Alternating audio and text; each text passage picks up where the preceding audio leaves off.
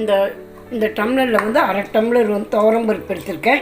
கீரை சாம்பாருக்கு, முளைக்கீரை சாம்பாருக்கு, பாசிப்பருப்பு இது போட்டு இதை கழுவிட்டு வந்துடலாம். அரை டம்ளர் பாசிப்பருப்பு, அரை டம்ளர் துவரம் பருப்பு, மஞ்சத்தூள் போட்டிருக்கேன், வெங்காயம்,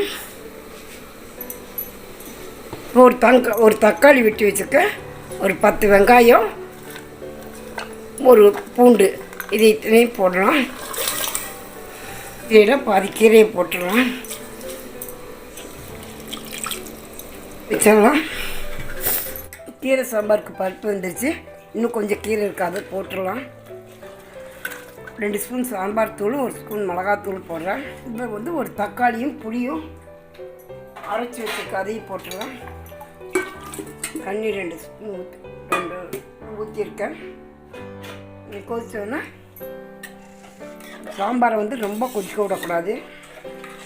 ரொம்ப கொதிக்க விட்டால் புளிக்குழம்பு வடை வந்துடும்.